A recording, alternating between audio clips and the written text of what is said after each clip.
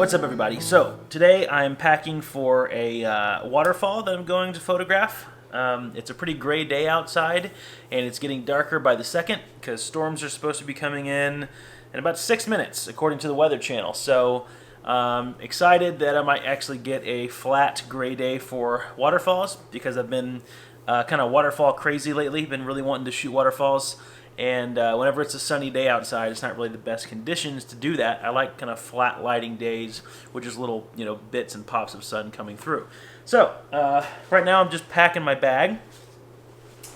I am switching from my main bag that holds all my stuff to just my low pro Whistler bag for the day. And I don't know if you guys do this. I do this all the time. I always have like one bag or one Pelican case that holds like all my stuff.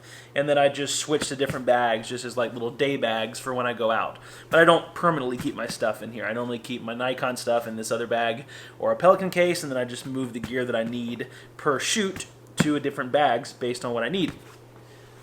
So let's take you guys through that real quick. It's not a whole lot of stuff. Just shooting waterfalls, so of course I have my D850 and my Nikon 24-70. This is the version 1 24-70, so this is the older version, and in my opinion, the older version is better than the newer version 24-70. This is just a beast of a lens, and it's super heavy, super chunky, but it's really sharp, and I love the color rendition on this lens, the color reproduction, I should say.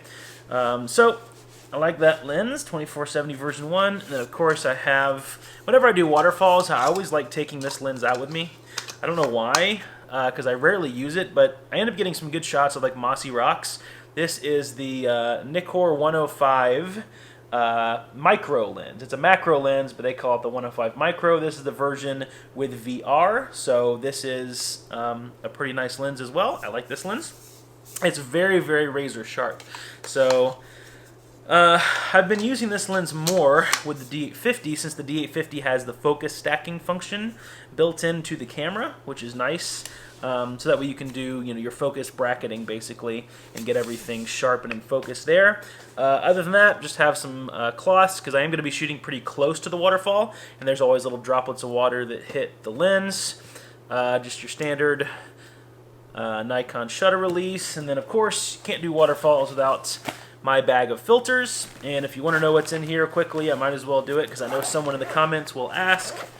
Sorry, I keep looking out my window watching the sky just to make sure we're doing okay on time and everything. So here's my, I always use format high-tech filters. I firmly believe that those are the best, and I still believe that. And by the way, if you do want to buy them, I've bought so many of them that they gave me my own discount code for you guys. I believe the discount code is EM10. I'll confirm that. I'll put it across the screen, and you get 10% off your filter purchase. So anyway, I'll put the code over here. But anyway, this is my filter holder for the Firecrest stuff. I have a 13-stop ND filter right here, and I have a 10-stop ND filter right here. Okay, a 2-stop soft graduated filter right here, and then a 3-stop soft graduated filter right there, and then in this bag somewhere is my circular polarizer. So I do have, man, it's dirty in here. I need to clean this filter bag out. All right, so anyway, I'm gonna go ahead and pack these filters back up because I just unpacked them and I'm about to leave. It's pretty dumb. I probably should have recorded this video like out of sequence and done the bag packing video like after I already shot the waterfall, but I guess I'm not that smart. All right, let's go take some landscape photos.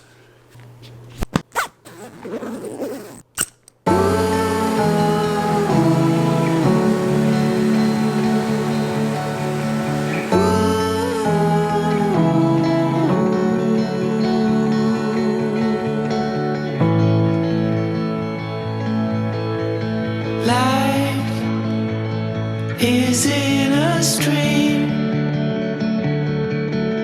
The ocean called for you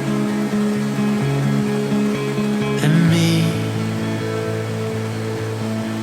Still Alright, so I made it to the waterfall, and I'm hoping this new microphone I have on this camera is going to pick me up okay, but you can see it back there.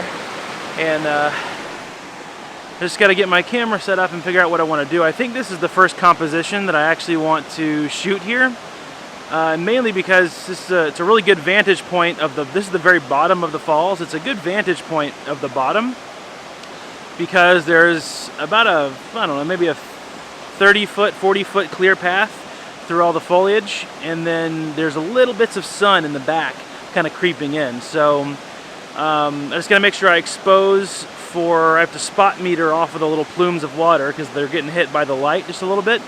But that's just in the back, so I can make sure that my exposure is even. And then I imagine with, I don't know, maybe a 1 second or a 1.5 second exposure, it'll be really nice because the water is already moving pretty fast. And the faster your water moves, the easier it is to get a longer exposure with a 1 second or so shutter speed because it's moving so fast that it blurs a lot easier. So I'm going to go ahead and get the camera set up and we'll see what we can make happen here.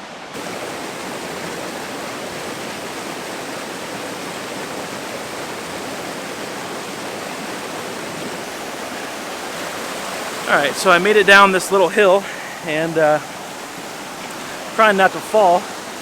I've got this rock in front of me that I found this wet little leaf.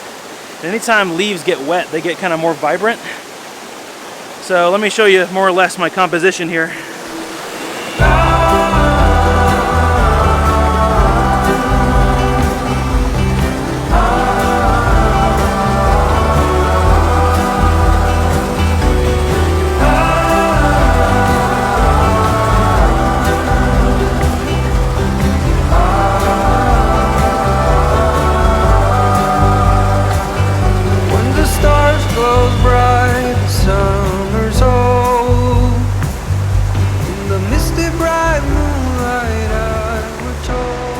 I had to get my filter bag out. I almost forgot to put my polarizer on, and if I'd have forgotten that, then we'd have had all that glare on the leaf there in front of me. So polarizer cuts out all the glare on the leaf and the water. Whew, it's hot over here. It's getting really humid. Alright, so the horizontal shot didn't work out with the leaf. I thought it might not because I didn't bring my ultra wide lens, so I switched to a vertical orientation.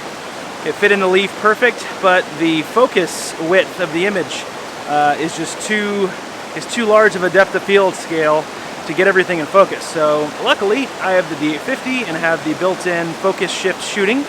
So I just set that up for focus shift, and it just did all of its little focus brackets all throughout the scene. So I should be covered, and I'm happy with the shot. I think it looks pretty good. It's about a 1.6 second exposure at f13. And ISO 64, just simple stuff. Alright, well, I'm going to get out of here, go back up the hill and try a compressed shot, maybe shooting at 50 or 70 millimeters, and then we'll move on to the next little falls up the rapids here. We're going to see if we can make the whole 2-mile hike straight up, but we'll see. It just all depends on time. So, okay, I'm going to go ahead and get this horizontal shot, get packed up at the hill, and then I'll talk to you guys in a second.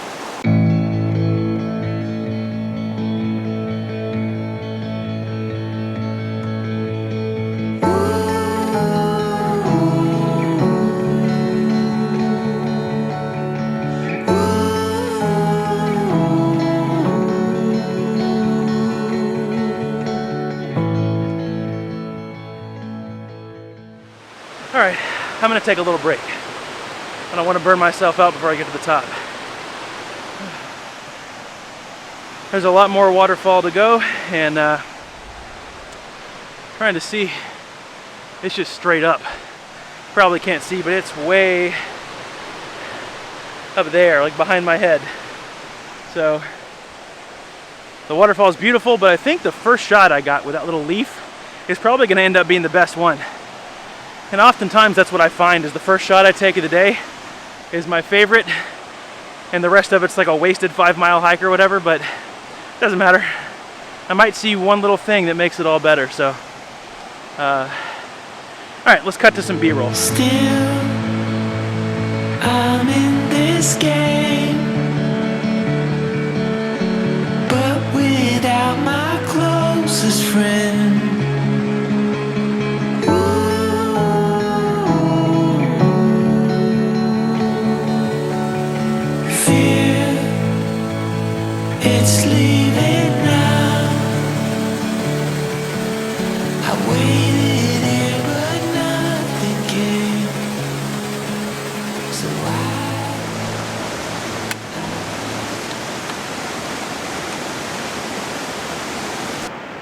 Alright, it's really hard to vlog right now while I'm trying to keep the spray off the lens.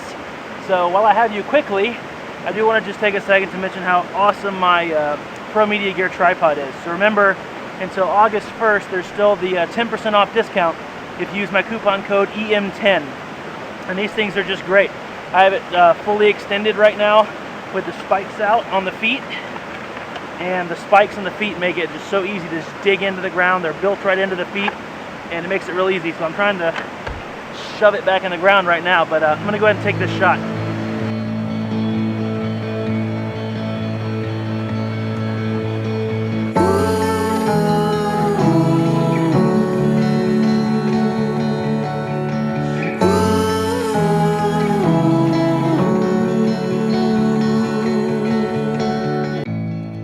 Landscape photography has taught me 3 very important things over the years: patience, attention to detail, and last, if you look close enough, hidden in the forest, behind a rock, under a leaf, or even in plain sight where most people would walk right by, there's always an image to be had.